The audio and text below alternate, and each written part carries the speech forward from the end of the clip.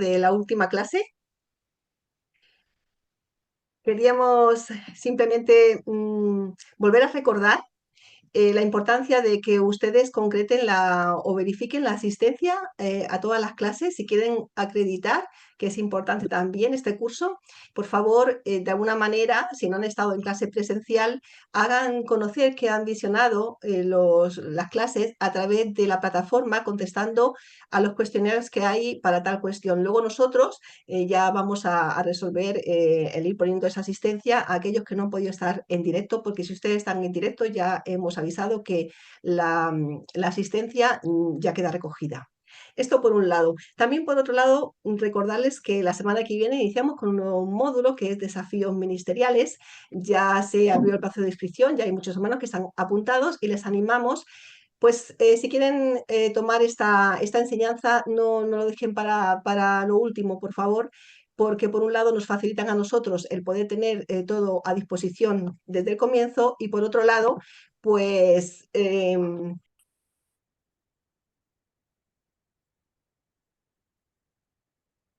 Se fue tu audio, Victoria.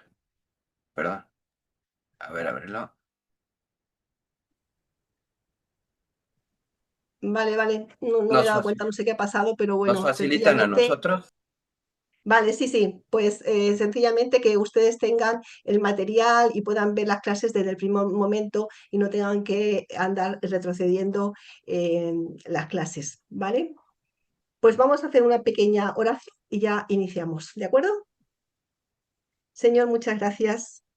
Hemos llegado a la última clase de esta enseñanza, de este tiempo que ha sido dispuesto por ti desde tu trono para que tu pueblo sea edificado. Señor, en esta hora seguimos pidiendo como siempre que sea tu obra, tu espíritu en medio nuestro, que a todos los que hemos tomado esta enseñanza y apartado un tiempo para conocerte más, tú pongas en nuestro corazón más anhelo. Que nunca nos baste, Señor, que no sea suficiente, que esto sea el detonante para seguir ahondando, cavando, profundizando en ti y en tu obra. Te ruego, Señor, bendiga la vida de mis hermanos aquí presentes, sus ministerios y prosperes a través de nosotros la obra que tú ya has decidido Déjame hacer. para Te damos gracias, Señor, en el nombre de Jesús. Amén. Adelante, Fernando. Muchas gracias, Victoria. Muy buenos días a todos. bendiciones a todos, hermanos. Buenos días. Vamos a iniciar. Eh, Quisiera ver, bueno, es muy interesante lo que hoy vamos a ver. Vamos a tratar de ver tres temas así muy, sí, no a detalle, pero sí con algunos puntos bastante interesantes. Les pediría que estemos muy atentos en lo que vamos a estar viendo. Algún material, casi todo el material se los voy a compartir, también para que no se me estresen en cuanto a que tengan que estar anotando, pero sí que pongamos mucha atención y vayamos en el diálogo mental, o más bien reflexionando en lo que estamos viendo. Son temas bastante álgidos, pero también importantes porque los van a estar escuchando a través de la vida cristiana y sobre todo cuando estamos hablando de teología, ¿no? Entonces, vamos a arrancar. No voy a meterme mucho a hacer dinámicas y demás ahorita, por honor al tiempo. Sin embargo, eso no quiere decir que no estemos desde nuestro punto reflexionando y que a lo mejor a algunos les pida que haga alguna reflexión o alguna conclusión. Lo primero que les voy a pedir es esto, y esto es muy sencillo. Voy a leer cada una de las clasificaciones acerca de la expiación y tú vas a poner ahí con tu computadora o aquí en el chat, le vas a poner un si estoy de acuerdo o no estoy de acuerdo, ¿no? ¿Y por qué va a ser importante? Para que nos demos cuenta que tanto sí o no estamos de acuerdo en esto y nos va a servir a nosotros, ¿no? A lo mejor dirías, pero nadie me va a ver, pero tú sí te viste y tú sabes, y entonces estás teniendo un punto de reflexión, ¿vale? Entonces, estas teorías acerca de la expiación, vamos a terminar un poco con la salvación. Les mandamos dos videos sobre la salvación, bastante interesantes de Wright, y que dan una perspectiva bastante importante, ¿no? Porque hablan, y si ya los vieron, pues se darán cuenta que el término cielo no es que lo degrade, sino que da un punto a la salvación de no solamente ir al cielo, ¿no? Que es algo que a veces, ¿a qué? ¿Por qué te vas a salvar? Ah, porque voy a ir al cielo. No. O sea, y el reino y eso ha debilitado el entendimiento de la iglesia en el reino. Entonces, es muy importante, si no los has visto, velos, reflexiónalos, no es algo que aceptemos tan rápido y tan fácil. ¿Por qué? Porque por muchos años hemos dicho, bueno, pues yo voy a ser salvo para ir al cielo. Y está bien, ¿no? O sea, como él lo menciona en alguna parte del video, está bien, pero también tenemos que ver toda la gama y lo que implica la salvación. Y esto es algo tremendo, lo que implica la salvación. Y vamos a hacer este recorrido lo más puntual, rápido y claro posible, ¿vale? Empezamos con las teorías de la expiación. Estas son algunas teorías de la expiación. Habrá alguna con la que te sientes más cómodo y una con la que te sientas completamente incómodo. La primera es rescate de pagado a Satanás.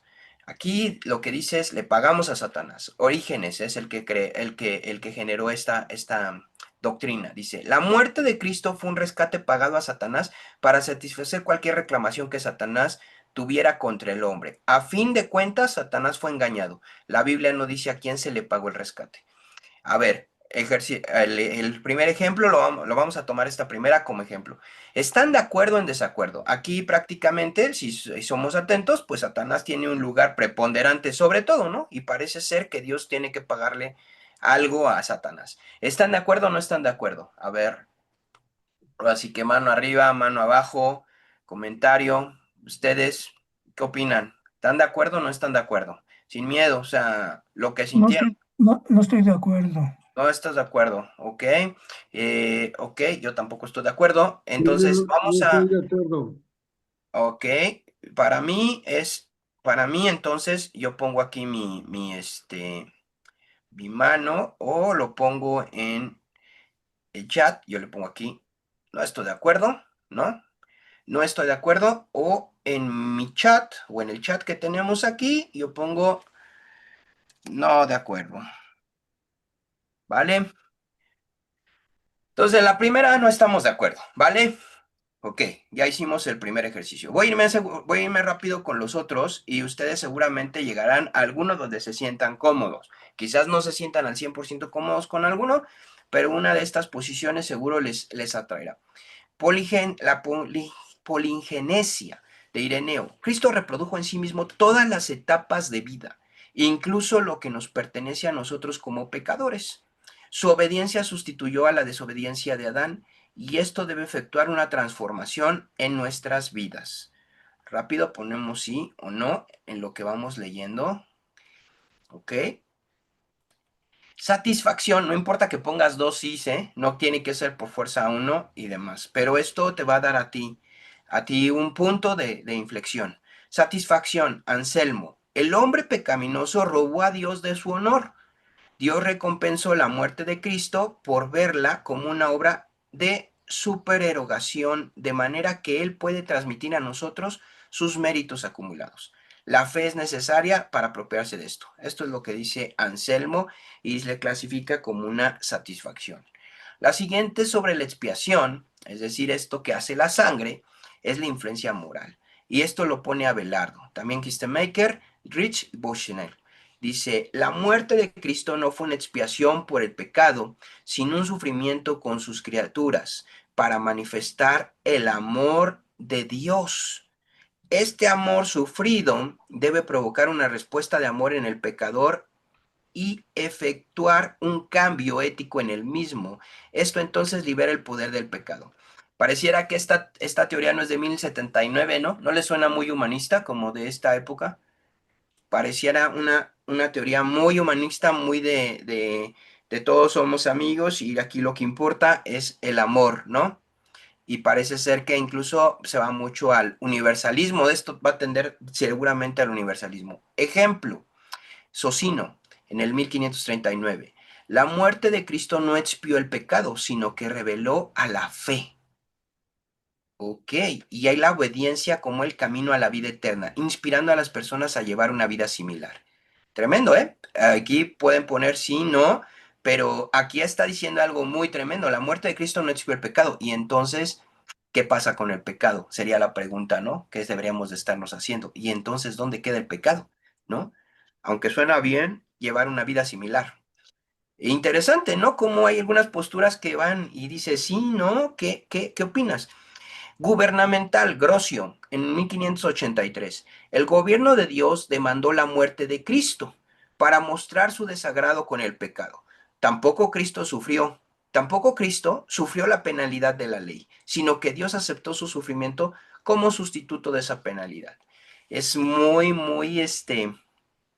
fina la línea, ¿no? Muy fina la línea, pero se acerca un poco más a lo que podríamos concebir como expiación. Sin embargo, todavía estamos ahí como que luchando, según lo que ustedes vayan poniendo. Ya vamos por las últimas tres. Dramática. Aulén, en 1879. Cristo en su muerte ganó la victoria sobre los poderes del mal. Él no se mete en problemas y dice, concretamente, esto es lo que yo veo, ¿no? ¿Ganó esa victoria? Pues sí. Quizás pudiéramos complementar, sí, ¿no? Por eso les digo que no te puedes quedar con una parte, sino tienes que ver toda la escritura. Bartiana, este es peligroso. Bart, muchos le tienen miedo a este, creo que es alemán, y muchos le tienen miedo a este alemán. La muerte de Cristo fue principalmente una revelación del amor de Dios y de su aborrecimiento del pecado. ¿Ok? ¿Ok? Pues no tiene tanto no sentido, ¿no? Sin embargo, cuando escuchas Bart, algunos les tiemblan las piernas y dicen hereje, hereje, ¿no? Entonces ya no escuchan lo que él dice. Aquí hay que tener mucho cuidado, ¿vale? Luego, sustitución penal, y es la última, de Calvino, 1509. Cristo, el que no tenía pecado, tomó sobre sí mismo la penalidad que debieran haber llevado el hombre, debiera haber llevado el hombre y otros, debieran haber llevado el hombre y otros. Pareciera ser que esta es la más cercana a lo que hemos escuchado, ¿no? La de Calvino. Y estas son algunas de la expiación. Quédense con esto, por favor. Vamos a ir recorriendo ahorita alguna parte de esta parte, pero quédense con esta parte de la elección. ¿Les pareció interesante aquí este ejercicio de estar sí o no? Parece que es interesante, ¿no? Cuando tienes que decidir si sí o no, o solamente el oírlo, ¿no? Porque tomar una decisión te hace reflexionar. Y seguro algunos dirán, es que no le entendí, pero nada más le puse para que no me dijeran que no había puesto, pero no entendí ni qué quería decir eso. Bueno, seguramente regresarás aquí a tu manual y lo podrás ver en un momento con más tranquilidad. Y ese es el objetivo, porque tienes que llegar a una conclusión, ¿no? No a una repetición. Eso es importante en la teología. A una conclusión por qué la teología se vive. La doctrina de la elección, una tremenda doctrina también, genera muchas cosas. Y bueno, vamos a irnos rápido. Elección basada en previsión. ¿Qué es eso? Él escogió en Cristo, o sea, el Padre escogió en Cristo para la salvación a todos aquellos que sabía de antemano que le iban a aceptar a Él. Eso es una elección basada en lo que Él previó, ¿ok? Lo vio antes de y dijo, estos son para salvación. Elección colectiva. Aquí está Bart. Ahorita van a ver por qué les decía de Bart. Todos son elegidos en Cristo, todos. Aunque los no creyentes todavía no lo saben. Por esto, la doctrina de elección de Barth dio ocasión a que lo acusaran de universalismo. Por estas pequeñas cosas, a Barth lo acusan de universalismo. Es decir, todos somos salvos, ¿no? Todos, no hay nada, solo que algunos no saben todavía que van a ser salvos. Y elimina la salvación por fe. Pues obviamente, todos dicen eso es una herejía, ¿ok? Elección individual pretemporal. En su soberano beneplácito y sin tomar en cuenta ningún mérito visto.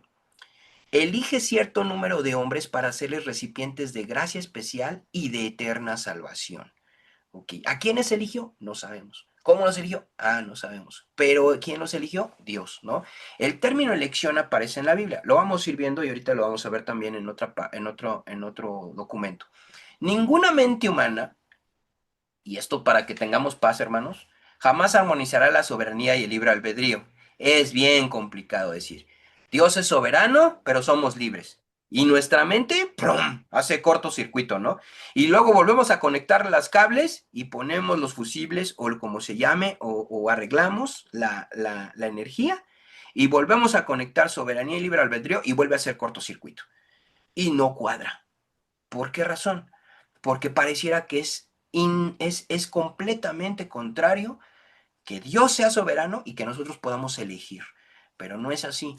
Y por eso dice aquí, no se resolverá nada con descartar o minimizar el uno o el otro en busca de una supuesta armonía. Entonces, ¿qué hacemos? Aceptarlo. ¿sale?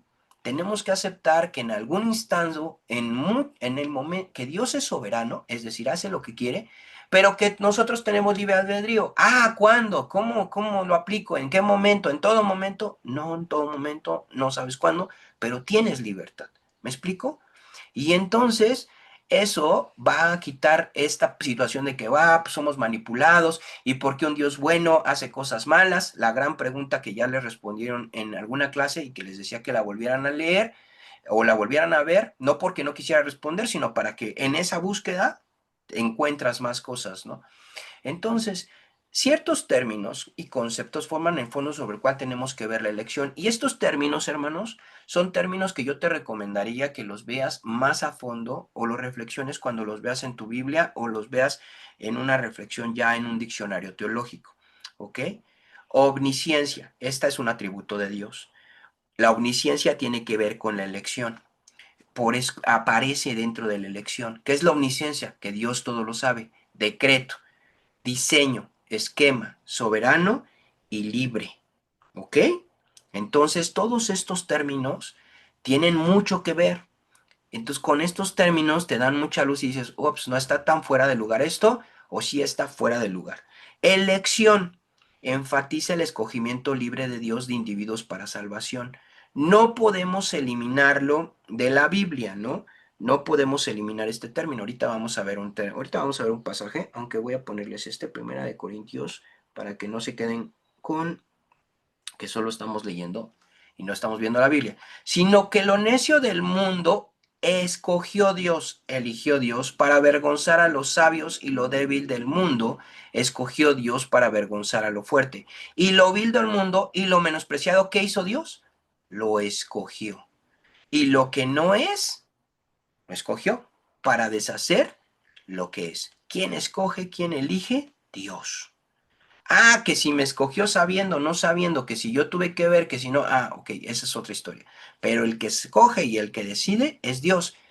¿Qué te ayuda eso en la salvación, hermano? ¿Qué es mejor teológicamente y para tu vida y tu teología práctica? ¿Que tú escojas o que Él te escoja? ¿Qué prefieres? Si tuvieras que preferir, ¿qué preferirías?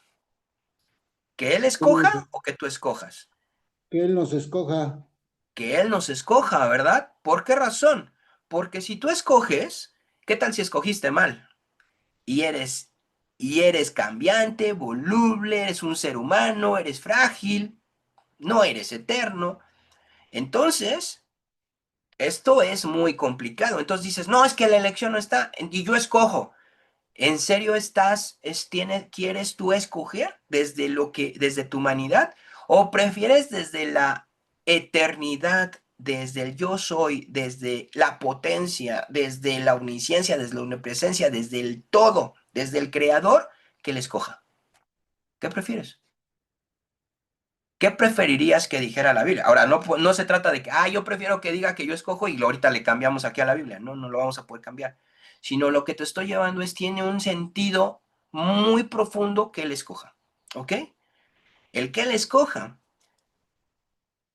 quiere decir que si te escogió, entonces estás del otro lado. ¿Me explico?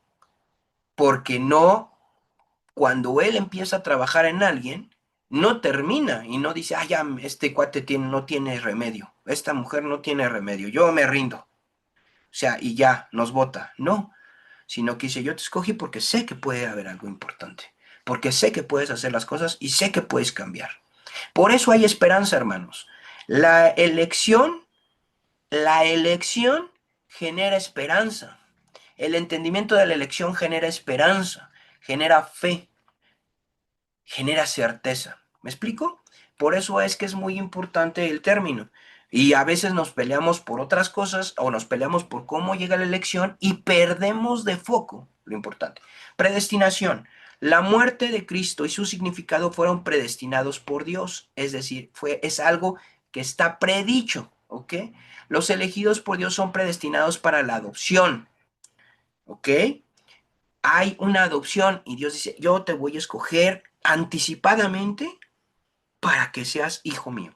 Bíblicamente, la predestinación se limita a las personas elegidas y aseguradas y asegura la posición presente y el desafío de estas. ¿Ok? Las escrituras parecen conformarse con dejar este asunto como un misterio y nosotros debemos hacer lo mismo. ¿Y cómo me predestinó? No puede ser. Y yo, pero es que yo quería escoger, pero es que yo quería, no quería ser predestinado. Yo quiero que decirle, aquí estoy. Heme aquí, envíame a mí, yo aquí quiero ese. Ah, bueno, a ver, hay cosas que debemos de dejar como un misterio y tenemos que ser capaces de poderle dar la vuelta a la página y aceptarlas. Presciencia, hermanos. ¿Qué es presciencia? Y tiene que ver con la omnisciencia.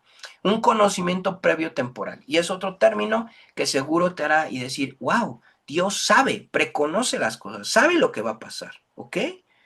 Él sabe las cosas que nosotros hoy por hoy tenemos que experimentar sí o sí. No podemos saberlas, ¿ok? Entonces dice la escritura, los cuales también saben que yo desde el principio, si quieren testificarlo conforme a la rigurosa secta de nuestra religión, viví fariseo. Este pasaje no tiene nada que ver, está mal, Hechos 26:5, aquí le tachan en su Biblia, ¿vale? Tenía esta duda y sí, efectivamente no es, ¿vale? Ahora, vamos aquí, no me voy a detener ahí porque vamos a aplicar algo. La aplicación de la salvación. Aquí algunos estarán de acuerdo, algunos no, y seguramente algunos tendrán otro orden de salvación o camino de salvación, ordo salutis, en latín. ¿Y qué es esto? Primero hay una convicción, como hallamos en Juan 16:8-11. ¿Qué es la convicción? No es lo mismo de la conversión. Es convencer o refutar a un oponente de modo que se le haga ver el asunto claramente. Ya acepté o rechacé la evidencia. Es decir, yo tengo una convicción, la convicción de que soy pecador. ¿Ok? Yo estoy convencido, primero, que soy pecador. Y hay una convicción, Dios existe, y estoy convencido, ofrece prueba, pero no garantiza que la verdad se acepte, lo cual es necesario para la conversión, ¿ok? No es lo mismo convencerme que convertirme. Primero debo de estar convencido de lo que crea. Por eso de que levanta las manos el que quiera en este momento y en la emoción levantas la mano, no hay una convicción, simplemente hay algo emocional, dijiste algo, pero no estás plenamente convencido y entonces esto no es de levantar las manos para ser salvo, esto es de estar convencido que necesitas un Señor y un Salvador. Y eso es diferente, ¿me explico? Entonces, este es el primer orden, la convicción. Después hay un llamamiento. Algunos aquí empiezan, en estos tres primeros puntos, algunos dicen, no, en ese orden no va, pero vamos a manejarlo de esta manera, ¿sale? Por honor al tiempo. Llamamiento, el llamado, el cual solamente responden los elegidos por fe y que resulta de la salvación de ellos. Es decir, estoy convencido que Dios existe, Dios hace un llamado en fe y yo respondo. Y yo digo, ok, sí, sí, yo quiero esa salvación. Yo tengo ese llamado. Dios está haciendo un llamado y yo lo estoy escuchando. Todavía no correspondo, perdón. Yo tengo ese llamado, Dios me está llamando a caminar con Él, a que lo haga Señor y Salvador de mi vida. Y entonces viene una regeneración cuando yo empiezo a accionar en esa fe, ¿no?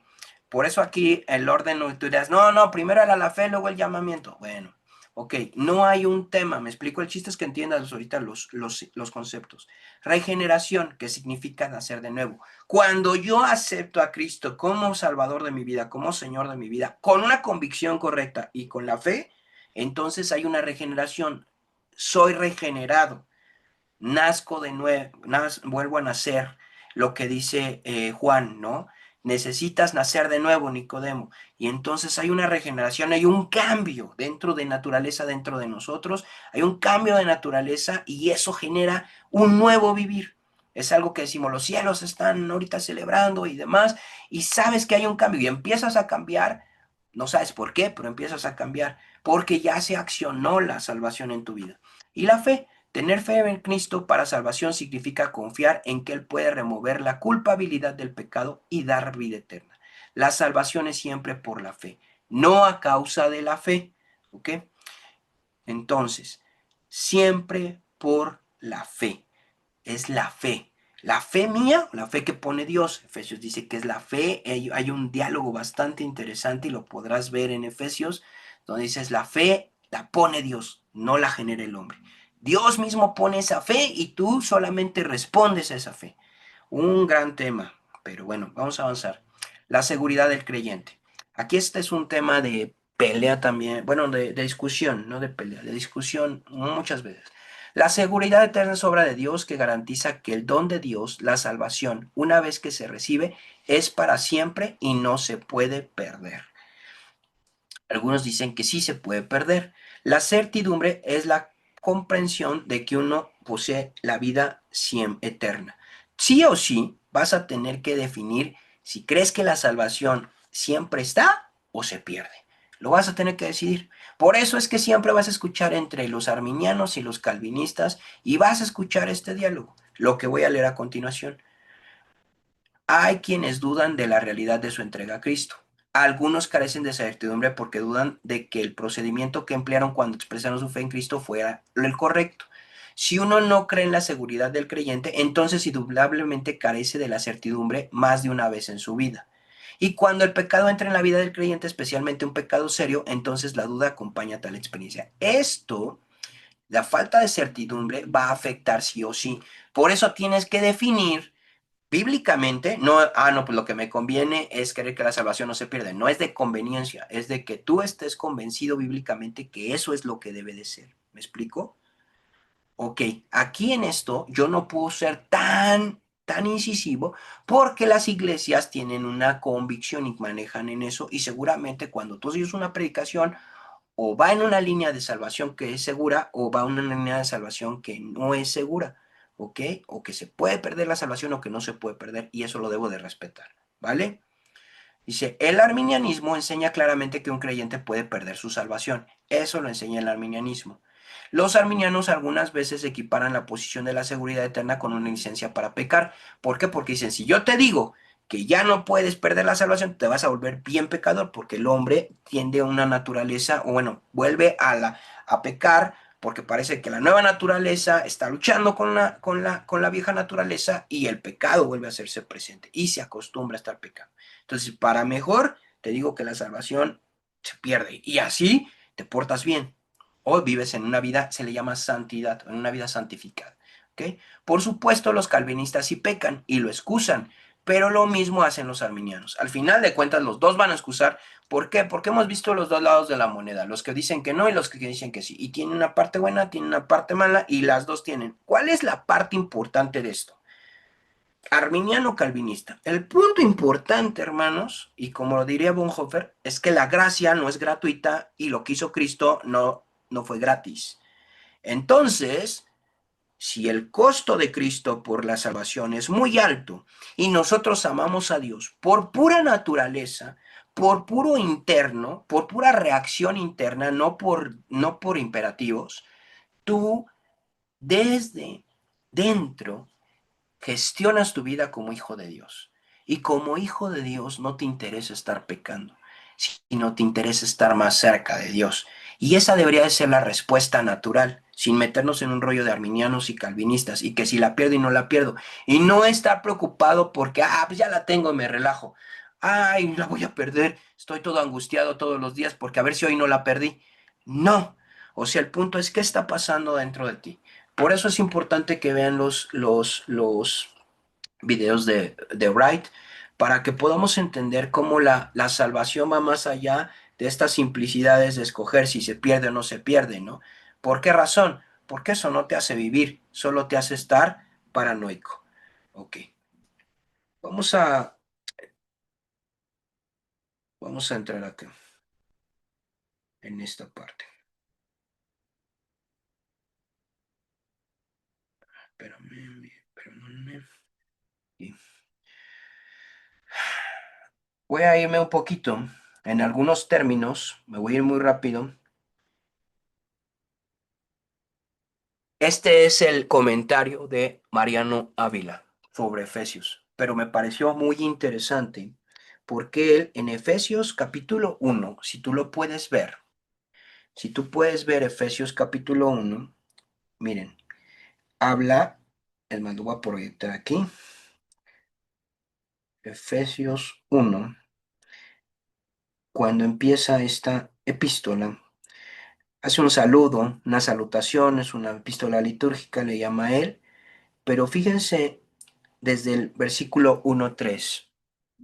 desde el capítulo 1:3. Bendito sea el Dios y Padre de nuestro Señor Jesucristo, que nos bendijo con toda bendición espiritual en los lugares celestiales en Cristo. Wow, ¿en dónde nos coloca en los lugares celestiales? Según nos escogió, nos eligió en Él antes de la fundación del mundo para que fuésemos, ¿qué? Santos y sin mancha delante de Él. Habla de santidad. Elección, santidad. En amor, habiéndonos predestinado, acuérdense, vimos predestinación, para ser adoptados, vimos adopción, hijos suyos por medio de Jesucristo según el puro afecto de su voluntad, soberanía, para alabanza de la gloria de su gracia, la gracia, el favor de Dios, con lo cual nos hizo aceptos en el amado. ¿Ok? Inclusión en el pueblo, incluidos en ellos, en quien tenemos que redención, otro término, redención, por su sangre. La sangre tiene que ver con la expiación, el perdón de pecados, pecado, amartía, el contra de no errar el blanco, esa parte que es por lo que se expía y lo que tendría que venir la propiciación, que hizo sobreabundar para con nosotros en toda sabiduría e inteligencia, dándonos a conocer el misterio de su voluntad según su beneplácito, el cual se había propuesto en sí mismo de reunir todas las cosas en Cristo. Objetivo. ¿Cuál es el objetivo? Reunir todo ¿en quién? En Cristo. Cristo como el principal eje de todo. En la dispensación del cumplimiento de los tiempos, ¿ok? La escatología. Así las que están en los cielos como las que están en la tierra. Lo terrenal, lo que está, no solo cielos, sino tierra, que tiene que ver al final con Apocalipsis, con nuevo cielo, nueva tierra, tiene que ver con herencia. En él asimismo, y por eso dice, tuvimos herencia, habiendo sido, y otra vez, herencia, habiendo sido ¿qué? Predestinados, predestinación, conforme al propósito, soberanía, del que hace todas las cosas según el designio de su voluntad, a fin de que seamos para alabanza de su gloria, nosotros los que primeramente esperábamos en Cristo, fe, esperanza, ¿ok? Salvación.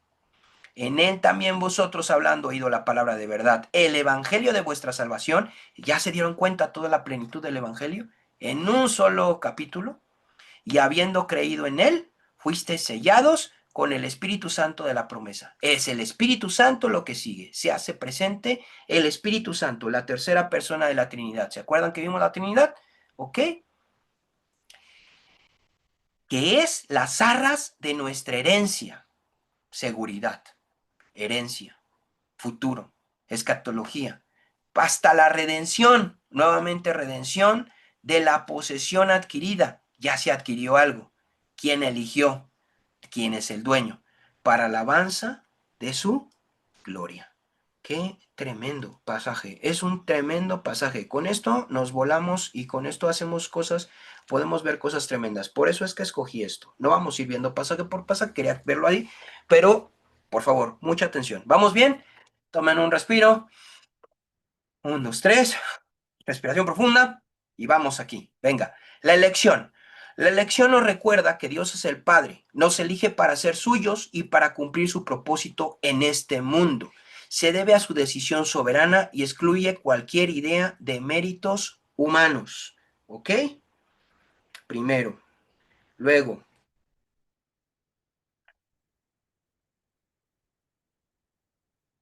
Miento aquí. Aquí vamos acá, vamos acá, vamos acá. Perdónenme. El concepto está enraizado en la enseñanza bíblica del Antiguo Testamento. Dios eligió a Abraham, ahí está la elección, ¿saben? Y a la nación de Israel, para que como una nueva humanidad fueran portadores y transmisores de la bendición de Dios para todas las familias de la tierra. Y este concepto de elección, cuando dices, Dios me eligió a mí, yo lo traslapo a Abraham y lo traslapo a Israel y digo, wow, ese es el mismo concepto que aplicó en mi vida. Y como es el mismo concepto que aplicó en mi vida, lo que ya hablamos hace rato, qué tremendo puede ser lo que yo esperé en esta vida. Para los recipientes de esta carta, en su mayoría no judíos, poco familiarizados con las enseñanzas básicas del Antiguo Testamento, esta afirmación sorprendente les coloca en la misma altura e importancia que el Antiguo Testamento daba a la nación de Israel. Y entonces nos pone en el mismo lugar. Obviamente, ¿quién se enoja? Pues el judío. ¿Estamos de acuerdo? El judío se enoja porque ahora ha sido puesto en ese mismo lugar. Adelante, Marcial, por favor.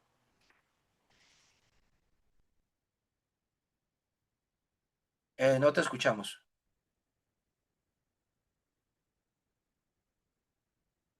No, no te escuchamos. Vamos a seguirle y ahorita que pueda abrirse su micrófono.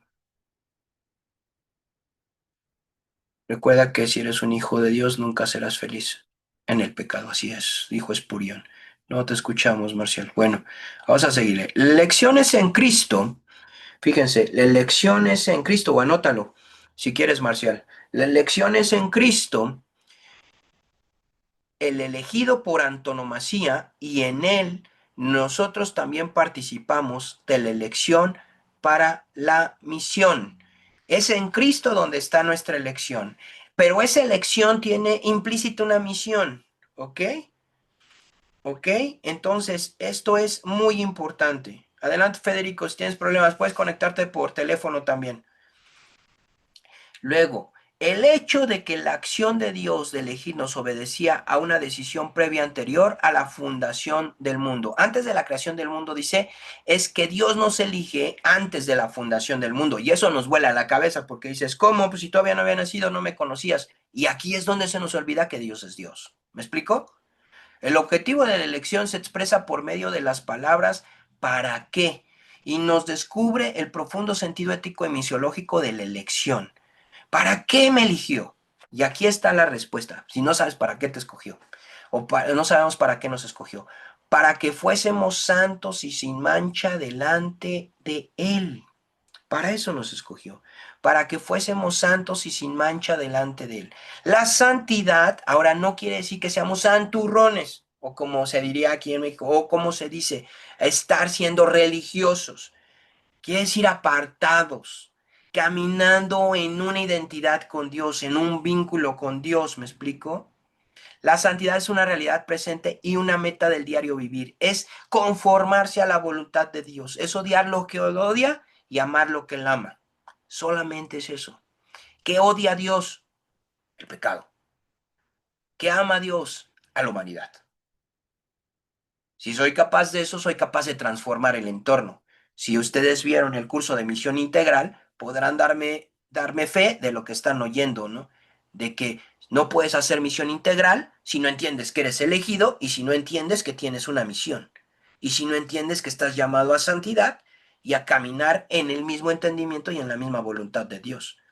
Esto caracterizado por un vivir ético. No vivimos éticamente porque llegamos a un lugar donde nos ponen N cantidad de reglas y nos dicen, aquí te vas a portar bien, deja de fumar, deja de tomar, deja de decir groserías, deja de da. No, eso no es. Vives éticamente porque has entendido tu naturaleza y entiendes quién es Dios y entiendes estos términos de salvación, ¿ok?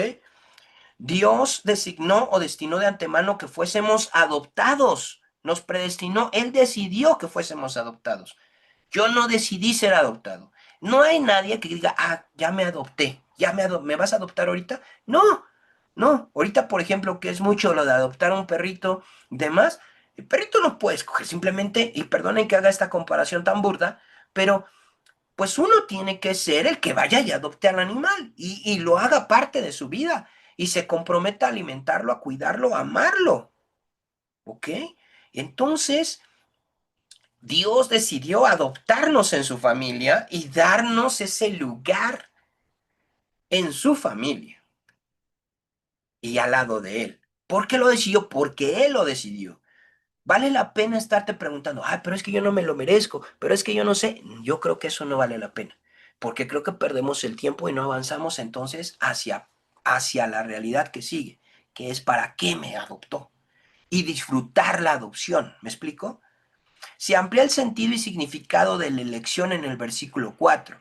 Y de veras, hurguen un poco en eso de la adopción, porque hay a quien los llegaron a adoptar y siguen, y es que mi papá, y es que yo una vez y tuve unos papás de veras y todo, y si están en eso, no disfrutan su nueva familia. Y la nueva familia se frustra porque dice, ¿por qué no puedes aceptar eso? No es tu realidad ya, tu realidad es esta familia.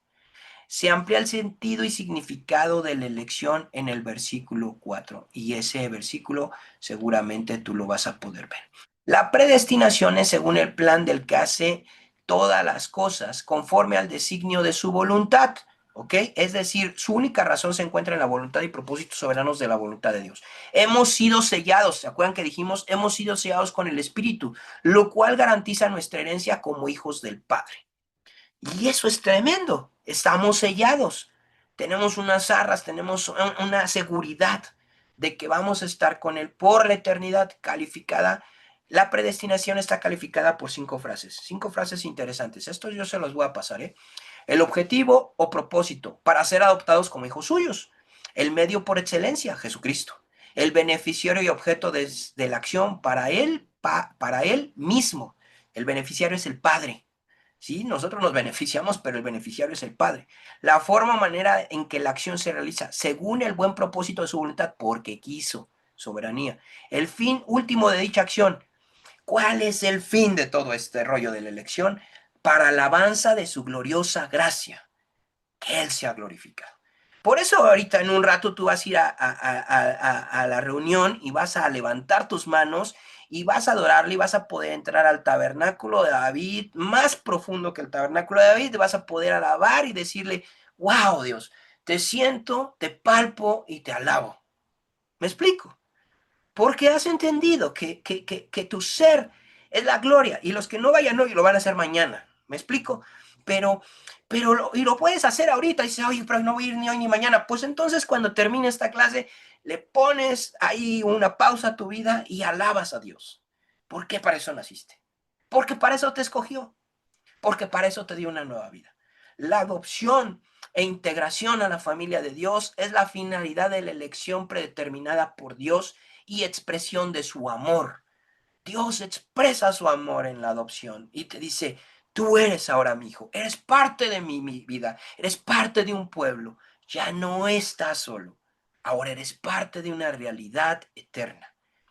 La adopción siempre implicaba privilegios y enormes ventajas para el adoptado, y que si no los tenemos, hermanos. Pablo habla de otro padre que desde la eternidad nos había escogido, movido por su amor para adoptarnos como hijos suyos, por medio del sacrificio de su único y amado Hijo Jesucristo. Somos adoptados por Cristo, por la obra de Cristo, y ahora somos coherederos.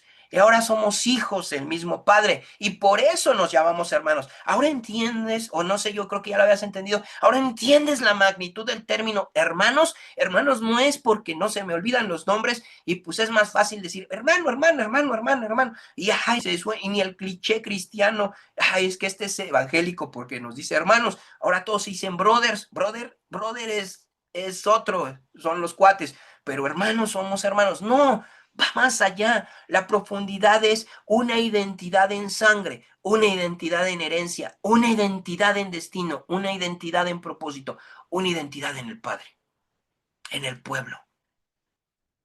Estamos en el mismo pueblo.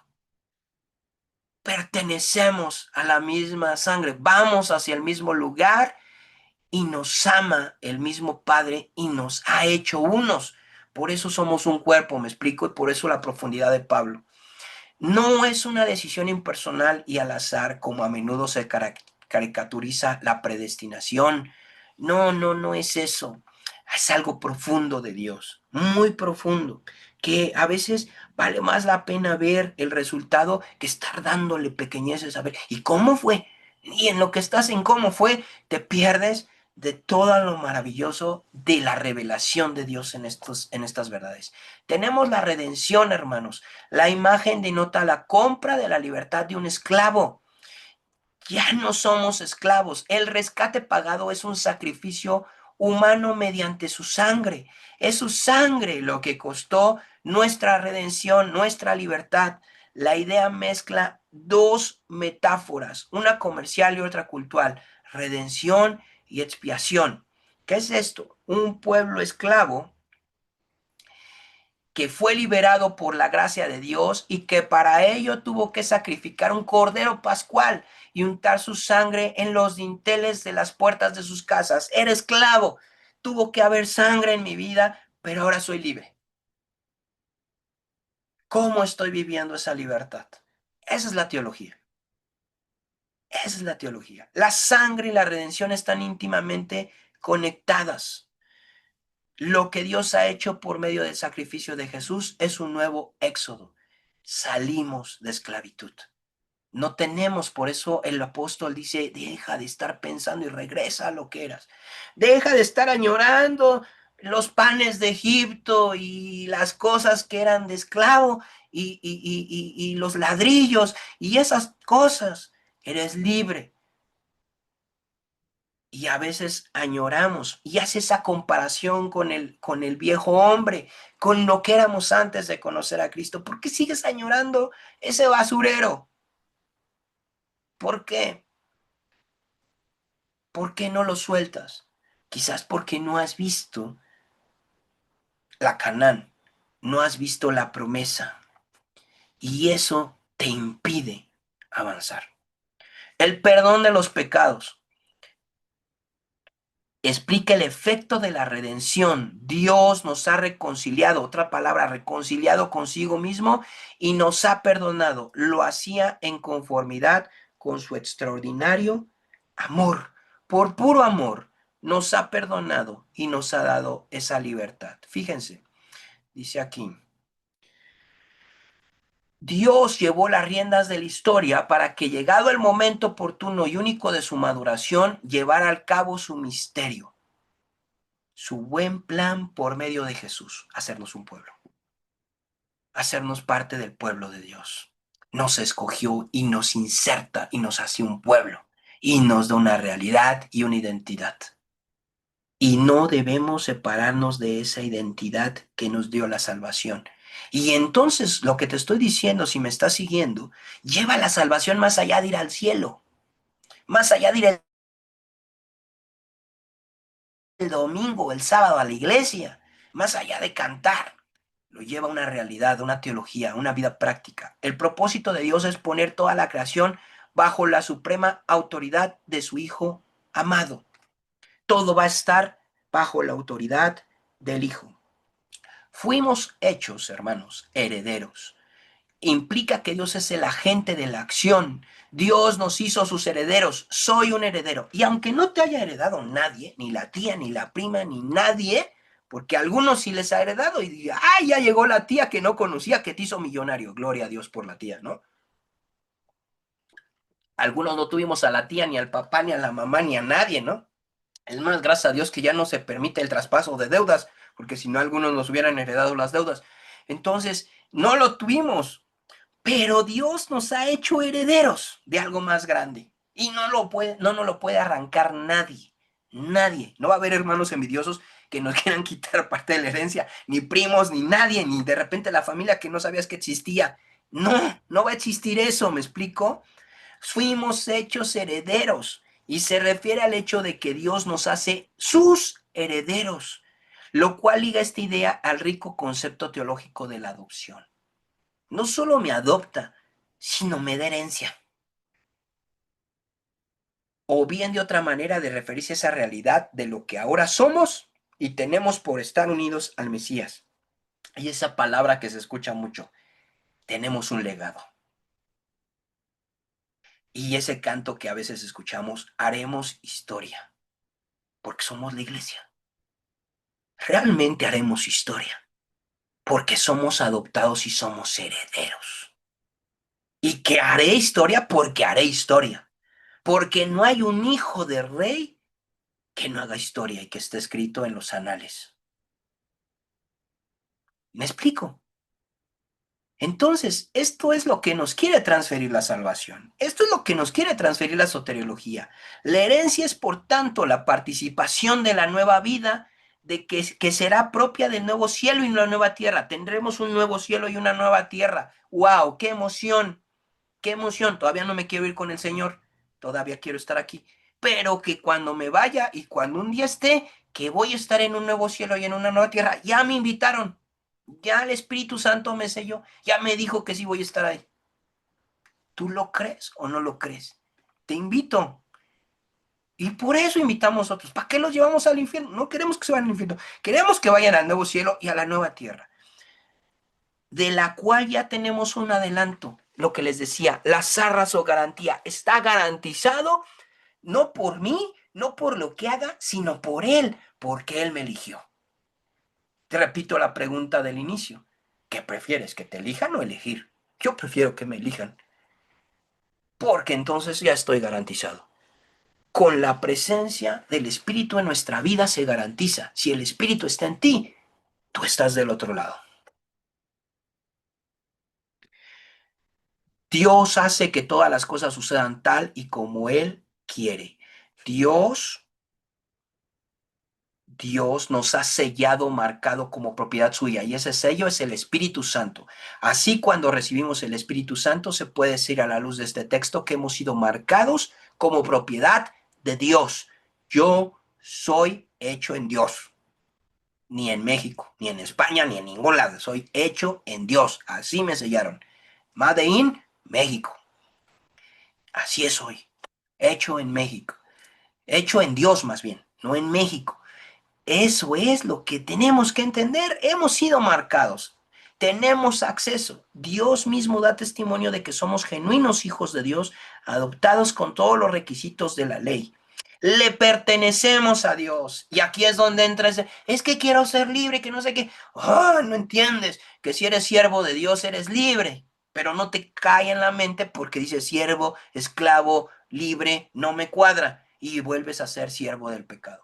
Eres siervo de Dios, le perteneces a Dios y Dios da libertad y te adopta. Y es una cosa tremenda. La venida del Espíritu Santo sobre todo el pueblo de Dios, sobre todos los hijos de Dios, sin distinción alguna, fue una de las promesas centrales de Dios en el Antiguo Testamento con respecto a la restauración de todas las cosas y la llegada de la era mesiánica. Y aquí les viene otro regalo, que este es otro regalo que me hice a la tarea de darles.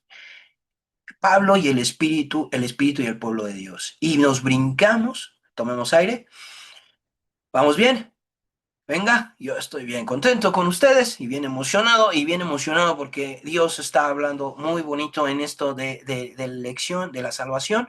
Pero ahora vamos a dar un brinco al Espíritu Santo. El Espíritu Santo, les voy a enseñar algo muy rápido. Dice, la primera, dice, tres cosas les voy a decir. El sellamiento, perdón, aquí está. Tres cosas del Espíritu que vamos a ver. La habitación del Espíritu es un don de Dios a todos los creyentes. Si el Espíritu no habita en alguno, eso indica que no es salvado. ¿Ok? El Espíritu o sí tiene que habitar en nosotros. El sellamiento del Espíritu Santo. El sellamiento le pertenece solamente a creyentes y a todos los creyentes ocurre en el momento de nuestra conversión. Somos sellados. ¿Ok? Pertenecemos, somos sellados, ¿ok? Hay una habitación del Espíritu en nuestra vida y somos sellados. Lo necesitas, no es opcional. Y la llenura. La primera puede ser descrita como un hecho soberano de Dios por el cual posee a alguien para una actividad especial, ¿ok? Como lo que era, e incluso para hacerlo muy sencillo, como lo fue en Sansón, ¿no? Pum, llegaba, lo poseía, pum, y rompía todo el mundo, ¿no? La segunda faceta de la llenura puede describirse como la influencia y control extensivos del Espíritu en la vida del creyente. ¿Cómo sé que estoy lleno? Porque estoy influenciado por el Espíritu y hago lo que Él quiere que haga. Y yo lo sé porque lo sé. No te lo puedo explicar, tú lo sabes. ¿Ok? Cuando el Espíritu controla una vida, su fruto se producirá en otra vida. Ahora sí, que hemos visto estos tres términos muy rápido en cuanto al Espíritu, vamos a meternos un poco con Gordon Fee en cuanto a unir lo que es la salvación, unir lo que es el Espíritu y unir un poco con lo que es la iglesia o la iglesia. ¿Ok? Pongan mucha atención porque también ha sido un desafío el que vayamos avanzando en esto lo más rápido posible. Si la iglesia ha de ser efectiva en nuestro mundo postmoderno, hemos de dejar de limitarnos a hablar del Espíritu y dar pasos para recuperar la perspectiva de Pablo, que lo ve como el regreso de la presencia personal de Dios. Dios está presente, hermanos. Dios está presente, que viene a morar a nosotros individualmente, lo que ahorita vimos, y entre nosotros colectivamente. Está con los individuos y está con la iglesia. Una presencia que experimentamos y que nos capacita. Y el Espíritu Santo está para que lo experimentemos y para que nos capacite como persona, ¿me explico? De la Trinidad. Dotándonos del poder para vivir como un pueblo radicalmente escatológico. ¿Qué quiere decir? Dotándonos de una capacidad como pueblo para vivir en un futuro que es presente. ¿Ok? En un futuro no solo de ir al cielo, sino en un futuro escatológico desde lo que ya vimos de la elección de la salvación y de todo eso que hemos visto. De este mundo presente mientras esperamos el tiempo del fin. Luego, dice aquí, la suya, la de Pablo, es una teología desde la labor. Es el tipo de teología que se lleva a cabo en el mercado. Es el tipo de teología de la calle, hermanos, la que nosotros vivimos cada día, donde las creencias y la experiencia de Dios se encuentran directamente con los sistemas de pensamiento, las religiones y la vida cotidiana de las gentes inmersas en la cultura grecorromana de la segunda mitad del siglo. Pablo no hace una teología de escuela, hace una teología del camino, que es lo que dice ahí. Y nosotros hacemos una teología del camino. Llevamos conclusiones desde lo que estamos viviendo día a día. Fíjate aquí. Fue mediante la experiencia del Espíritu como los primeros creyentes, aprendamos esto, recibieron la salvación que Jesucristo había logrado. La salvación no la logramos nosotros, la salvación la logró ¿quién? Cristo. Pero es desde el Espíritu que acepto esto y que tomo esto. Y llegaron a entender que estaban viviendo en el comienzo del periodo del fin. Y se dieron cuenta que había empezado el fin, aunque no era el fin. ¿Sí me siguen? Wow, ¿no te emociona? Yo ya estoy emocionado. Espero que te emociones porque yo ya estoy emocionado. Sí, el apóstol nunca habla de un nuevo Israel o de un nuevo pueblo de Dios, sino del Israel de Dios. Un Israel en continuidad con el pasado, pero formado ahora distintamente por judíos y gentiles como un único pueblo. Y hace esa unidad, ¿me explico? ¿En dónde nos separamos? Y siempre andamos buscando, pues es que no nos separamos y es muy complicado, ¿me explico? Ser guiado por el Espíritu ha sustituido a la observancia de los preceptos como forma de cumplir la Torá. Bendito sea el Espíritu que ya no nos pide seguir la Torá, ahora nos pide estar inmersos en él. Por eso necesitamos la llenura, para ser influenciados por él, y por eso necesitamos estar pegados al Espíritu, ¿me explico? De hecho, las justas demandas de la ley se cumplen ahora en aquellos que andan en y por el Espíritu, según Romanos 8:4. Vamos a ver un poquito otra vez de soteriología. El meollo de la teología de Pablo, la perspectiva tradicional promovida por los reformadores y perpetuada por muchas generaciones de protestantes es que la clave del pensamiento paulino es la justificación por la fe. Sin embargo, cuando lo vean y lo vean en el video, se darán cuenta que va más allá de la sola justificación. Hay una gama de cosas como el pertenecer a un pueblo, el pertenecer a la familia de Dios, ¿ok? No nos quedemos a veces con las pequeñas cosas que llegan a nuestra vida, las pequeñas revelaciones. Tenemos que avanzar, hermanos. La justificación de la fe fue una profundidad, algo profundo y realmente que nos voló la cabeza en revelación. Pero muchas veces la iglesia se queda en esas cosas y ya no avanza. Tiene que avanzar y tiene que seguir hacia una perspectiva más grande. Y no porque minimices lo que hicieron los padres de la iglesia, sino porque Dios está presente hoy y el Espíritu está presente hoy y Dios sigue hablando. ¿Me explico? Solo que a veces nosotros pensamos que ya no nos habla. Fíjense, dice aquí esto, elementos que fundamentan la teología paulina, el fundamento. Y esto es lo van a tener también. Lo que tenga la paloma es lo que yo les estoy diciendo, ¿vale? Para que ustedes digan, ¿y qué fue lo que dijo? En el otro no había paloma, entonces todo lo amarillo. En este, lo que tenga la palomita, eso le hacen caso. Lo otro, pues si quieren lo leen y si quieren no. Y de todos modos les mando el libro completo, ¿vale? El fundamento, un Dios misericordioso y generoso lleno de amor hacia nosotros. ¡Wow! El marco, el cumplimiento de las promesas de Dios como algo ya iniciado, pero aún no consumado. El enfoque, Jesús el Hijo de Dios, quien como siervo sufriente de Dios ganó la salvación escatológica para la humanidad a través de su muerte y resurrección, y que ahora es el Señor exaltado y el Rey, cuya venida esperamos. El fruto, la iglesia, somos el fruto como comunidad escatológica, una comunidad que apunta al futuro, más allá del posmodernismo y de todo, que formada como pueblo por la muerte de Cristo y el don del Espíritu, y que es de este modo restaurada según la imagen de Dios, se convierte en el pueblo, nuevo pueblo del pacto de Dios. Y gloria a Dios por esto. Fíjense. El espíritu está muy cerca del centro del pensamiento paulino, siendo una parte del núcleo fundamental de su concepción del evangelio. La experiencia del espíritu es clave para su marco escatológico, caracterizada por el ya, pero todavía no. El espíritu es el agente esencial para que los creyentes experimenten y expresen la salvación que Dios ha llevado a cabo en Cristo. Es el espíritu el que hace las cosas, ¿me explico? El Espíritu constituye a la iglesia como nuevo pueblo escatológico de Dios y transforma a sus miembros según la imagen de Cristo, mediante el fruto que producen sus vidas. Es también el Espíritu quien les capacita en la adoración para animarse y edificarse unos a otros. Ven, Espíritu, ven. ¿Sí? En el centro de la cosmovisión paulina está su idea del derramamiento del Espíritu como la venida del Espíritu Santo de la promesa. Allí está, que venga el Espíritu, que venga la promesa, hermanos. Vamos a leer aquí. Para Pablo significaba también la llegada del nuevo pacto anticipada por la circuncisión del corazón prometida en Deuteronomio 36. Ya no circuncisión de carne, sino la circuncisión del corazón. Y profetizada de manera explícita en Isaías 31, 31, 34. Dice, haré con la casa de Israel y con la casa de Judá un nuevo pacto. Tú estás en esto, hermano. Pondré mi ley dentro de ellos y sobre sus corazones la escribiré.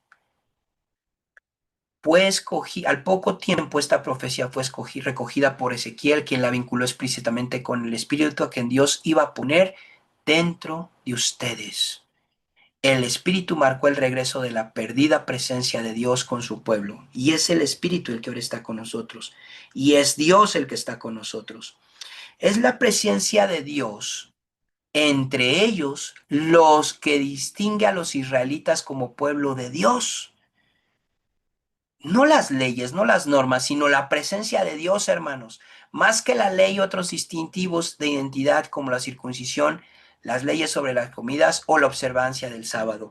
Es la presencia de Dios lo que nos distingue a nosotros como pueblo y como hijos, hermanos.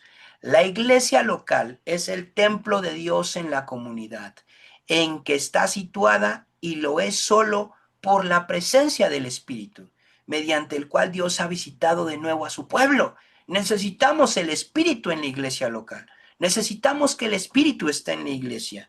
Necesitamos que el Espíritu esté allí porque si está el Espíritu está Dios y está su presencia. ¿Ok? Vamos acá.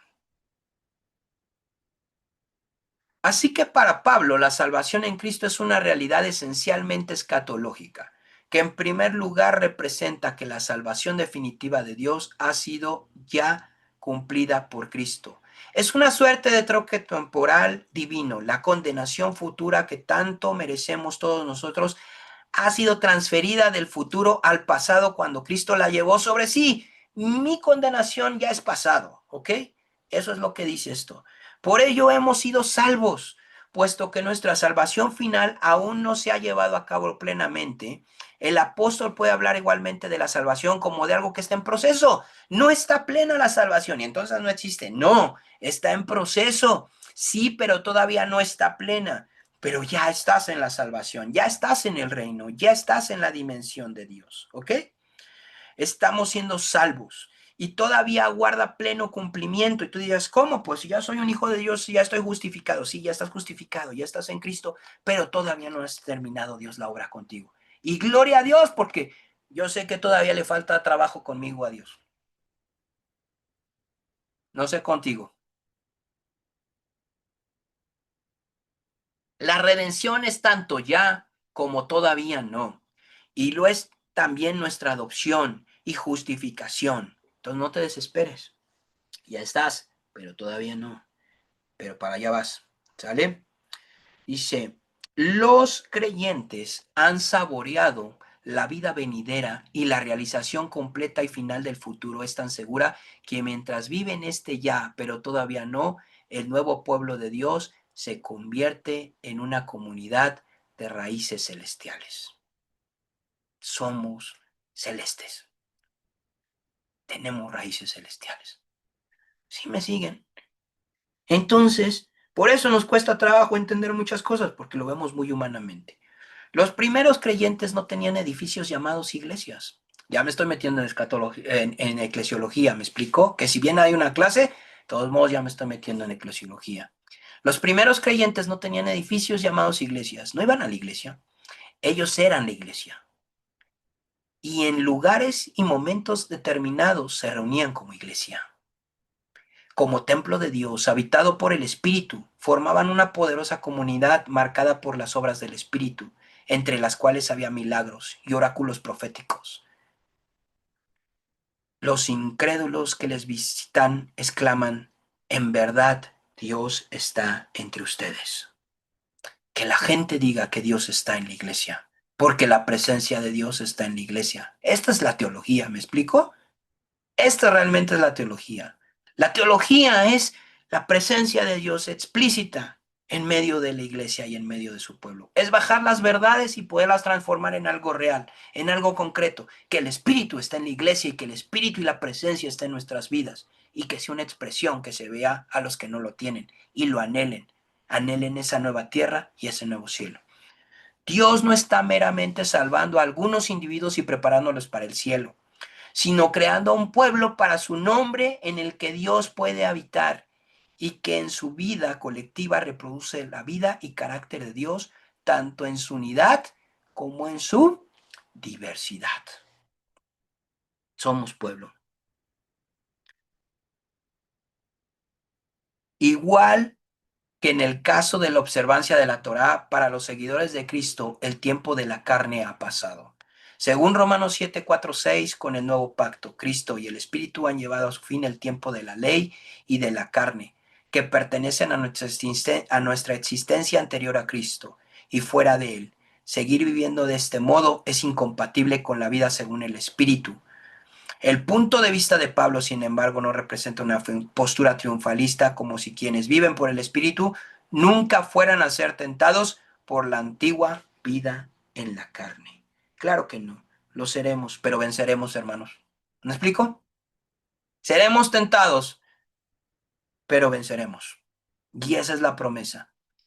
Pongámonos en contacto con personas de confianza de nuestra congregación a las que podamos abrirnos y rendir cuentas, y unámonos a ellas en el común deseo de crecer a semejanza de Cristo. Existen bastantes pruebas de que en la experiencia normal de las iglesias de Pablo había una dimensión visible y carismática de la vida en el Espíritu. Y en el manual vienen algunos aspectos sobre la glosolalia, sobre los dones, sobre el espíritu, porque tenemos ahí algunas cosas que ustedes van a poder repasar. Y esas son las cosas que podrías tú ver y que podrías experimentar desde Dios, ¿no? Desde lo que es Dios, desde esta persona de la Trinidad. Pero lo más importante y lo más fundamental para mí, más que decirte, mira, estos son los dones y esto demás, y darte una clase netamente de carismas, ¿no? Que seguramente la has tomado, seguramente te la darán en algún momento, es el Espíritu Santo es vital en medio de la iglesia, en medio de tu vida y en medio de tu salvación. Y la llenura del Espíritu es necesaria, también la habitación del Espíritu y saber que está sellado por el Espíritu. Cosas diferentes, pero que engloban un todo. ¿Me explico? Y que podemos vivir en una realidad tangible. Lo único y quizás la parte que a mí en lo particular me ha generado y donde yo camino mucho en el espíritu y digo, Dios, ayúdame, es sé mi influencia. Si alguien tiene que influir mi vida, eres tú, Espíritu Santo. Eres tú. Si tú influyes en mi vida es diferente. Mi caminar y mi vivir es completamente diferente. Wow, vamos bien. Déjenme, les veo las caras a ver si no, ya se me. Ahí estamos, vamos bien, ¿verdad? Yo voy como tren japonés ahorita, pero contento y espero que me sigan. No quiero dejarlo sin esta última que hice aquí, que quizás no alcance a terminar, pero que vale la pena que la veamos. Y es la última parte de escatología. Ustedes tienen el manual y darles algunos puntos importantes, porque sé que esto de los últimos tiempos llama mucho la atención, son muchas páginas, no creo verlas porque tenemos exactamente 17 minutos, no, 27 minutos, ¿no? Es a las 9:40 que termina esto. Ok. Ah, no, 17, 27 más bien, 27 minutos. Ok, venga, vamos a avanzar en esto de la escatología. Este libro se llama Eventos del Porvenir de Dwight Pentecost, ¿ok? Tiene una postura y una posición muy basada en pactos. Obviamente algunos dirán, no, es que eso no lo creo. Y a lo mejor dices, yo soy de escatología victoriosa, está bien, amén. Pero tengo que decirte algo. Quizás este sea el único tema donde tú veas cuál sea mi postura, ¿ok? Una cosa es ser hijos de Dios y otra cosa es ser consciente. Ok, ya no sé si ahí terminaste tu comentario, Marcial. Bueno, después no podría compartir este comentario de Efesios. Claro que sí, se los comparto, les comparto este material, se los voy a compartir a ustedes. Se los comparto. Y dice, nos seguimos hasta las 10. No es que nos tienen que ir a culto, sino con todo gusto, que somos hijos de Dios. Venga, vamos a darle aquí. Entonces, Pentecost tiene una postura. Yo tengo una postura y quizás mi postura, y ahorita sí lo van a conocer, mi postura es más premileniarista y es pretribulacionista y demás, ¿no? Pero cada quien aquí es libre de cuando haga su teología, de leerlo y verlo, ¿sale? Pero tengo que decirles algo, porque si no les digo nada, pues entonces van así como que, bueno, ¿y luego qué onda? Y es más, los voy a instar a que digan, este cuate no sabe. Entonces yo lo voy a estudiar no para darme en la torre, sino para demostrar que no sabía yo y que tú sabes. Amén. Si eso te llega más a ser más profundo, pues amén. ¿Me explico? No importa. Pero ahí va. Lo que yo he podido encontrar en este camino de la escatología. El antecedente de cualquier discusión sobre las escrituras proféticas y las doctrinas de la escatología es el establecimiento del método básico de interpretación que debe emplearse desde el principio hasta el fin. Todo radica en cómo vas a interpretar la profecía, cómo vas a interpretar la escatología. Ahora, ¿cuáles son los métodos? Hay dos métodos que tienen un efecto vital en la escatología: el método alegórico y el método gramático histórico. ¿Ok? Son los dos métodos, o método literal, le llaman algunos. Aunque no me gusta literal, porque literal es como lo leo, lo entiendo. Y aquí gramático histórico se va a lo que hemos visto hermenéuticamente. ¿Ok? Más profundo, ves el contexto, ves el trasfondo histórico y ves la lingüística y todo esto, ¿no? Ese es el más seguro. ¿Cuál es el que apuesta Pentecost a que va a ocupar o sobre el cual va a hacer todas sus posturas? Sobre este último, sobre el segundo. El alegórico es más alejandrino, más de Orígenes, y es más de espiritualizar las cosas, ¿no? Un poco más agustino también. Entonces, esta parte, no me voy a meter a todos los métodos, pero vamos a ir viendo algunas cosas que serán sumamente interesantes. Primer punto, tienes que definir cómo vas a interpretar la profecía. Segundo punto, las observaciones básicas. La profecía puede cumplirse inmediatamente después de haber sido dada, puede estar éticamente condicionada o puede cumplirse sucesivamente. Y son cosas que tienes que tener en cuenta en la profecía. Puede ser en el momento, puede ser que esté condicionada a alguna acción o puede cumplirse sucesivamente. ¿Ok? Es decir, en un proceso. Y eso es algo que vas a estar observando en la Biblia. Yo sé que muchos pues obviamente, pues han visto la profecía, han tenido cursos de profecía y lo pueden ver. Pero en la Biblia, ahorita estamos hablando de la parte bíblica, ¿no? Cómo en la Biblia se puede dar ese cumplimiento. Por eso a veces sea, por eso a veces esto es muy, muy, muy importante que ustedes lo tengan presente. Perdón, me desvié por estar leyendo un comentario. Mejor leo el comentario porque si no, ni una cosa ni otra. Dice Abraham, que la gloria de nuestro Padre Celestial en Señor sea grandemente exaltado en nuestras vidas y que esta enseñanza produzca los frutos del Espíritu que nuestra vida necesita. Y todos decimos amén. Así es, gracias Abraham. Abraham, nos seguimos, no, eso no. Ok, una cosa es ser hijo de Dios y otra cosa es ser consciente. Exactamente, puedes ser hijo de Dios, puedes ser consciente que no eres lo que eres. Venga, vamos acá. Un pacto divino, pactos. Este autor se basa en pactos. ¿Qué es un pacto? Un pacto divino es una disposición soberana de Dios por la cual Él establece un convenio incondicional o declarativo con el hombre, obligándose a sí mismo mediante la gracia o por la fórmula libre yo a conceder bendiciones definidas a aquellos con quienes ha pactado, o una propuesta de Dios en la cual Él promete, en un convenio condicional o mutuo con el hombre, por la fórmula contingente, si tú, ese es el condicional, yo hago esto si tú haces esto. Yo te llevo al parque si tú lavas los trastes. ¿Ok? Es condicional. ¿Qué pasa si no lavas los trastes? Pues no vas a ir al parque. Así de simple. Yo te voy a llevar al parque. ¿Y qué pasa si no lavo los trastes? Pues de todos modos vas al parque. Porque no está condicionada. ¿Me explico? Para conceder bendiciones especiales al hombre tal que cumpla perfectamente ciertas condiciones y para ejecutar castigos definidos en caso de que falle. Quiere decir que hay pactos hay dos clases de pactos en los cuales Dios entró con Israel, el condicional y el incondicional. Yo voy a hacer esto porque lo voy a hacer y no me importa lo que hagas, Israel, ¿ok? Y no me importa lo que haga el planeta, yo lo voy a hacer porque soy Dios.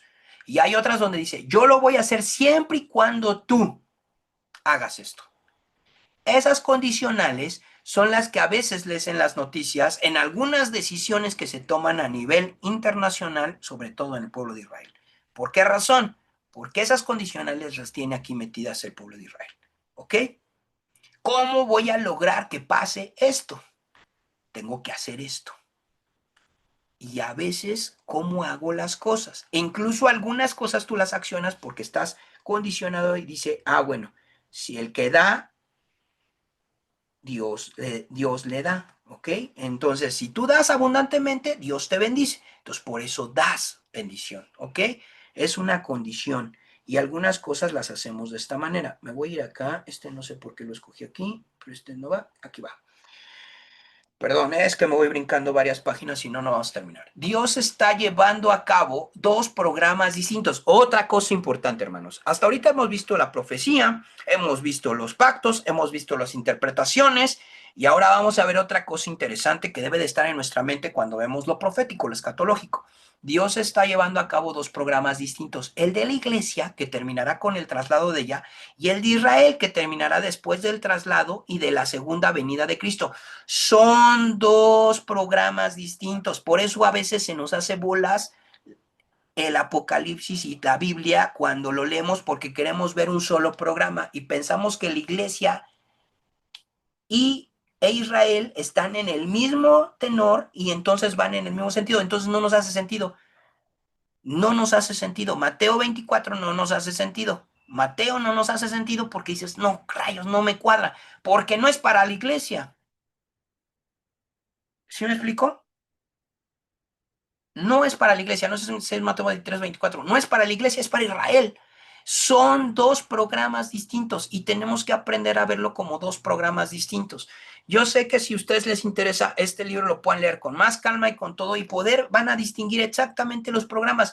Y los pactos fueron a Israel. Bueno, pero la iglesia ya es parte del pueblo. Sí, pero hay cosas que son para el pueblo Israel, no para los gentiles, no para los hijos de Dios. ¿Ok? Entonces, esto es un poco complicado, no te desesperes, ahorita lo que estoy diciéndote es, ve todo lo que hay y lo que se puede abrir en tus ojos, ¿no? Ahora, lo que viste al principio de la clase es más importante que esto, porque eso ya lo estás viviendo y esa es la realidad, ¿me explico? Esto es el futuro, lo que va a pasar, sí o sí, hagas lo que hagas, va a pasar, ¿me explico? Entonces, el presente siglo, con respecto a la iglesia verdadera, termina con la traslación de la iglesia a la presencia del Señor. ¿Ok? La iglesia es trasladada y ahí ese es el presente siglo para la iglesia. Es una de las mayores consideraciones de la escatología del Nuevo Testamento. ¿Ok? Y ahí hay unos pasajes, por favor léanlos con calma ahí en su casa. Luego, el traslado, yo solamente estoy poniendo el traslado pretribulacionista. Hay un traslado post-tribulacionista o en medio. Es decir, que antes de que llegue la tribulación, esos 7 años, las semanas de Daniel, antes de que llegue esos 7 años, ¿ok? la iglesia es trasladada antes de que empiece la tribulación. Hay una posición donde dice, nos vamos a aventar toda la tribulación, y hay una posición donde dice, en medio, a los 3 años y medio, la iglesia se va a ir. Y hay otra posición que dice, solamente en la pretribulación, los que sean la iglesia la iglesia cristiana se van a ir, los demás se van a quedar. Ok, eso ahorita lo vamos a ver. La teoría del traslado antes de la tribulación sostiene que la iglesia, el cuerpo de Cristo, en toda su extensión, será por resurrección y traslación removida de la tierra antes que comience cualquier parte de la 70ª semana de Daniel. ¿Ok? La iglesia no toca la tribulación. La iglesia de Cristo no le toca la tribulación. Esa es la postura pretribulacionista. ¿Ok? Yo sé que dirías, ¿y qué pasa con las otras? No nos va a dar la vida, pero por favor, tomen eso y tomen nota de lo que digan. Esto tengo que estudiarlo más profundamente. La iglesia profesante, aquí es donde está la diferencia, y aquí es donde a veces unos dicen, no, es que todos tenemos que ser. Bueno, no lo sé. Esta quizás es la postura que a mí sí me parece la más ecuánime, no lo sé. La iglesia profesante está compuesta de aquellos que hacen profesión de fe en Cristo. Para algunos esta profesión se basa en la realidad y para otros en ninguna realidad en absoluto. Este último pasará por el periodo de la tribulación, ya que Apocalipsis 2:22 indica claramente que la iglesia profesante no salvada experimentará esta visitación de ira. La afiliación del grupo llamado el Israel Nacional se basa en un nacimiento físico, y todos los de este grupo no son salvos ni tomados en el traslado, y estén vivos para este tiempo, estarán con la iglesia profesante, sujetos a la ira de la tribulación.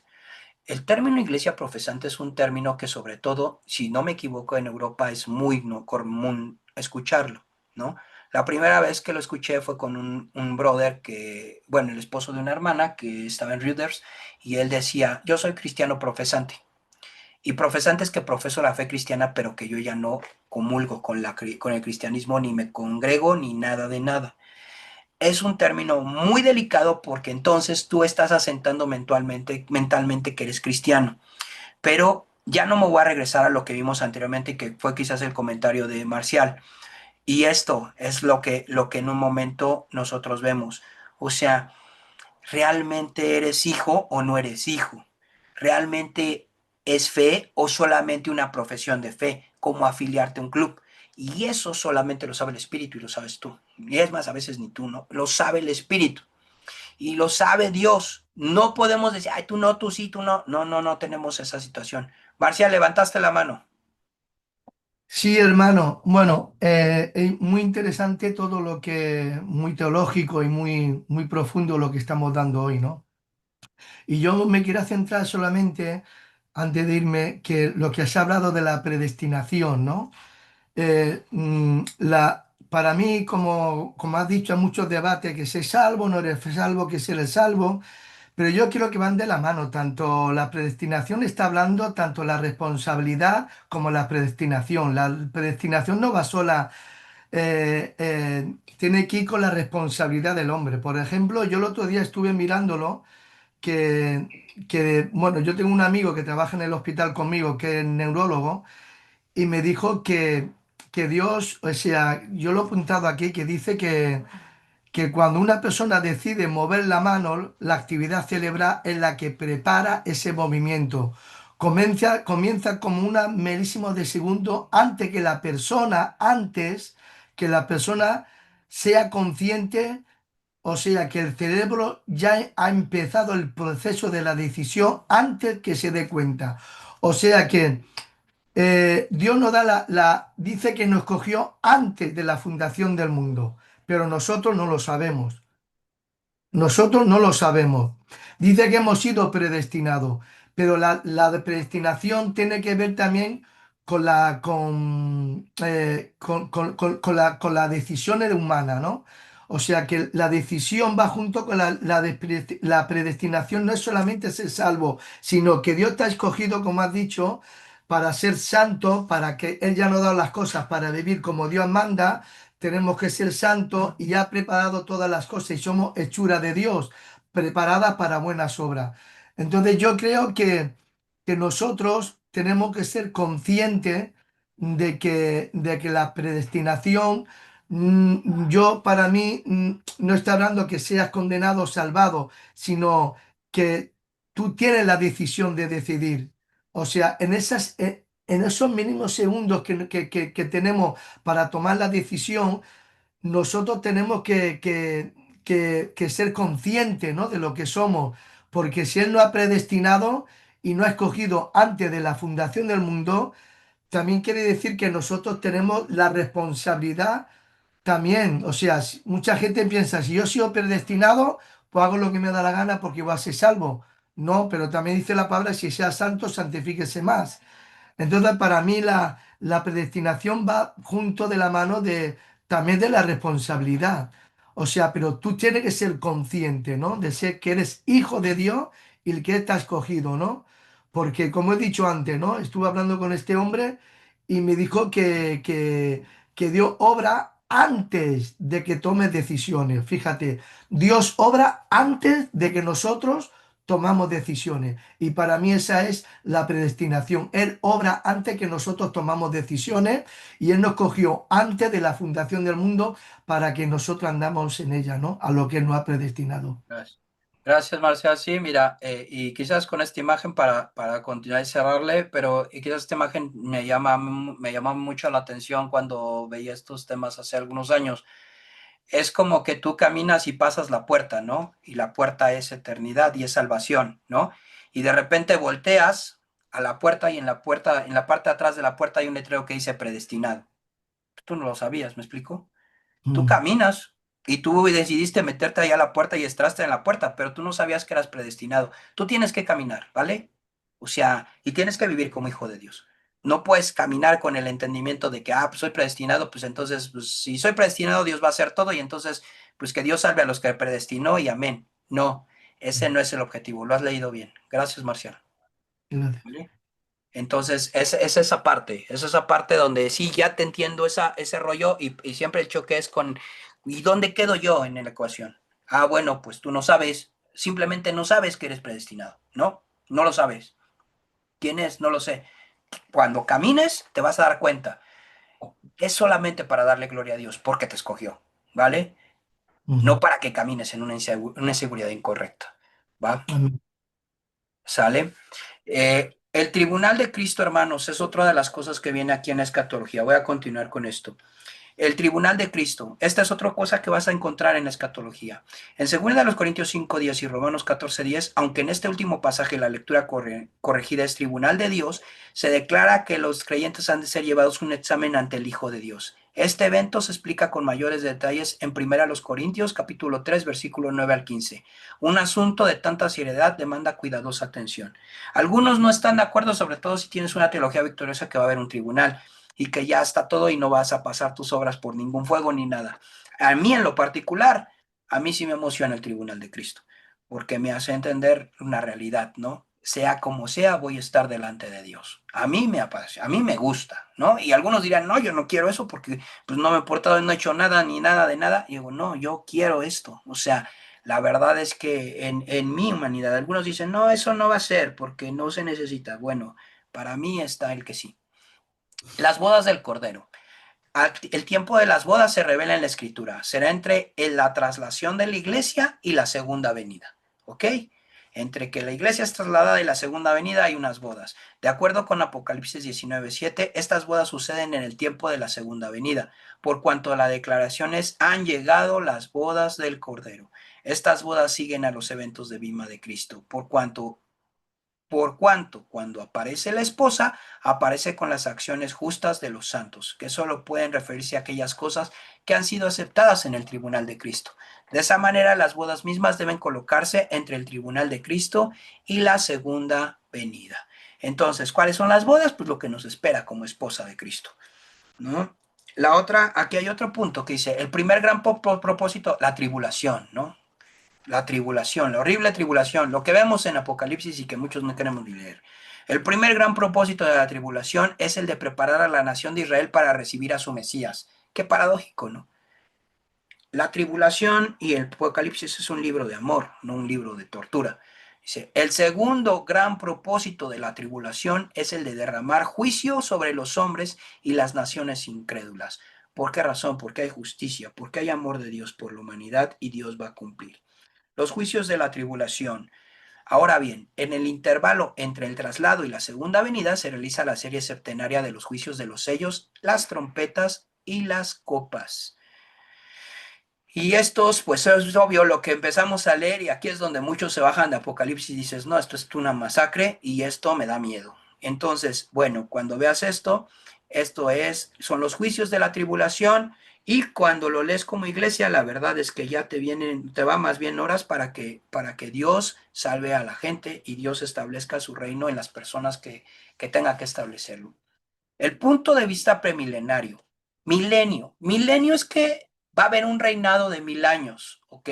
Donde Cristo va a reinar y donde los judíos, principalmente el pueblo judío, va a estar. Un reino de 1000 años en la tierra, un gobierno teocrático 1000 años en la tierra.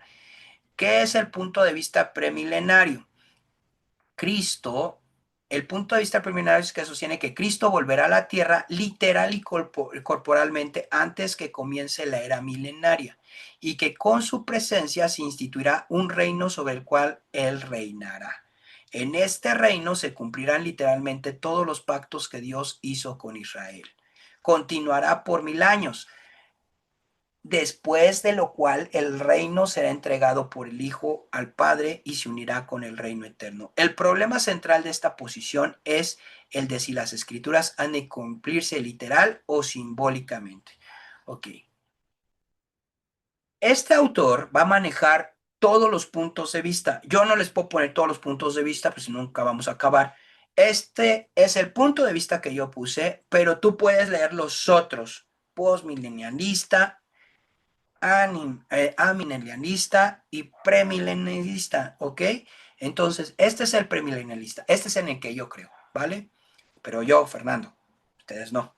Venga, entonces, luego, este pasaje enseña que transcurrirán 1000 años entre la primera resurrección o la resurrección de vida y la resurrección del resto de los muertos, la cual, según Apocalipsis 20, 11, 13, es la resurrección de condenación, ¿ok? Entonces, vamos a ver aquí más. Debe concluirse que la resurrección de Israel no sucederá en el momento del traslado, por cuanto esa resurrección solo incluirá a aquellos que están en Cristo e Israel no está en esa posición. La escritura indica que Israel será resucitada al cierre del periodo de la tribulación, mientras que la iglesia será resucitada antes de ese periodo. ¿Ok? El milenio y los pactos de Dios con Israel. ¿Por qué? Porque para mí el milenio está porque se cumplen los pactos. Y esto es quizás la parte que a mí me interesó en este sentido. Ya casi vamos a terminar. Dice, la era milenaria verá el completo cumplimiento de todos los pactos que Dios ha hecho con Israel. La era milenaria será sustituida por necesidad para poder cumplir esos pactos. ¿Cuáles son los pactos? El pacto de Dios con Abraham, la tierra y la descendencia se cumplirán en la era milenaria. El pacto davídico, al trono, a la casa real les cumplirá el Mesías en la era milenaria. El pacto palestino respecto a la posesión de la tierra le serán cumplidas a Israel en la era milenaria. Y el nuevo pacto, la nación tendrá un nuevo corazón, el perdón de los pecados, la plenitud del espíritu y se cumplirán en la era milenaria. Entonces parece ser que el milenio lo que hace es que cumple todos los pactos, ¿no? Satanás será atado por 1000 años. Ese es el milenio. Después, el poco de tiempo en que Satanás estará suelto, porque lo van a soltar, será después que el reinado de 1000 años haya terminado, antes de la unión del reino teocrático con el reino eterno. Ya han oído del Armagedón, ¿no? Bueno, Satanás es suelto, se hace un relajo mundial, nuevamente vuelve a salir el corazón incorrecto de los hombres, se hacen posturas, se hacen los reyes del oriente y demás, y en ese momento que hay este Armagedón, es destruido Satanás, sus seguidores y todo. Y ahí se acaba. Esa es la batalla del Armagedón. Ese es el final de la historia, hermanos. Déjenme ver si aquí está. La creación de los cielos nuevos. Después de eso sigue la creación de los cielos nuevos y de la tierra nueva. Es el acto preparatorio final en preparación para el reino eterno de Dios. Y es algo que veíamos que verán en el video. Nuevos cielos, nueva tierra. Eso es a lo que vamos. Ese es el futuro. Todo pasan muchas cosas en medio, pero eso es el futuro. El Señor Jesucristo estará morando con los hombres en la nueva tierra, en el reino eterno. Se concluye que la eterna morada de la iglesia será asimismo en la nueva tierra y en aquella ciudad celestial, la nueva Jerusalén, que ha sido preparada especialmente por Dios para los santos. Medios de entrada para la ciudad, ya no me voy a meter aquí. Aquí se los voy a mandar, son las últimas 4 palomitas. El Señor prometió preparar un lugar para los suyos en el traslado y la resurrección de la iglesia. Los santos de esta era, después del juicio y de las bodas, se instalarán en el lugar preparado.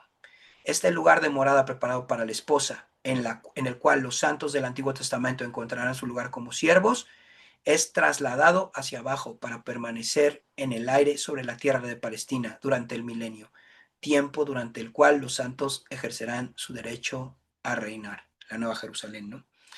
Y bueno, no quería, la verdad es que sé que es una mirada de pájaro, es una mirada muy, muy, muy, muy por arriba, pero no quería de verdad dejar de compartirles esto, un panorama escatológico. Es un libro de 490 páginas, la verdad es que lo concreté lo más que se pude a las ideas que pudieran a ustedes darles una idea general. Les mando el libro de Pentecost y ojalá lo puedan ver y ver la maravilla de lo que es el cierre de los tiempos. Lo más importante es que hoy estamos en Cristo, ¿no? Y bueno, pues ha sido un verdadero placer estar con ustedes, hermanos, de verdad. Ha sido un lujo estar con ustedes. Me encanta poder compartir y sobre todo me encanta porque sé que lo que aquí podemos enseñar o aprender, pues va a trascender. Como les decía desde el principio, ustedes tienen que tener una postura, una posición teológica. Yo he puesto la última, ha sido la más como la más objetiva. No me gusta mucho porque no me gusta, pero esta sí no tuve mucha opción porque si no, no les podía compartir así generalmente todo, pero, pero ustedes tienen que hacer teología, ¿me explicó? Y buscar y estudiar, y esto solamente es el principio de un mundo teológico que concluya en vida práctica.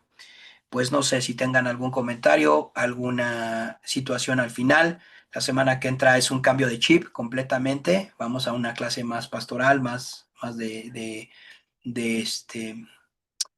consejería. Pero pues no sé, hermanos, algo que quieran opinar, adelante, ¿no? Si no, hasta aquí le dejamos, porque 9:40, lo logramos, Victoria.